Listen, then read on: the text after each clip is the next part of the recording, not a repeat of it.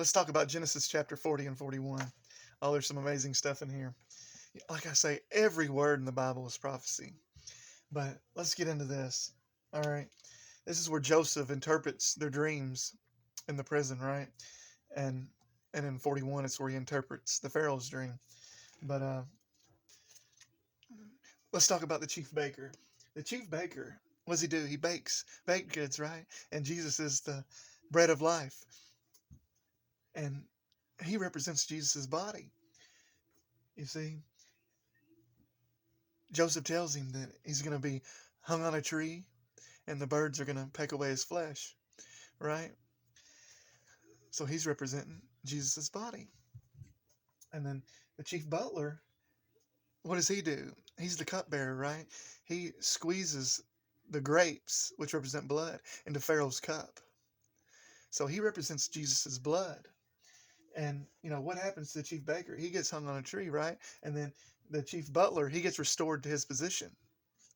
Okay? So what does Jesus' blood do for us? You see? Jesus said, "This cup is the new covenant in my blood," right? So, look, the chief butler is representing Jesus' blood and the new covenant that restores us just like he was restored. We are restored by Jesus' blood covering us. All right?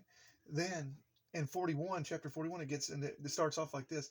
At the end of 2 full years, every detail is important. So at the end of 2 full years, he interprets the Pharaoh's dream, which the Pharaoh's dream is about the cows and also about the corn, right? So, and they both mean the same thing. Well, let's look at that, okay? We know that it was 2 full years at the end of that 2 full years. That's why I think it's going to be I don't think it's after the 2 years. It's at the end of the 2 years, okay?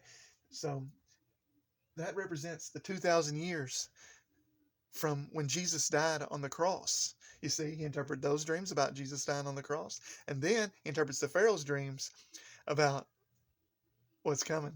Now just wait. So I believe the last 7 years of the 2,000 years time frame that we're in, that's when the 7 year tribulation starts, okay? So we know Jesus died on the cross between 28 and 33 AD. All right? A lot of people believe it was 30 AD. But either way, if it's 30 AD, guess what? 2023 would be the start of that 7 year period.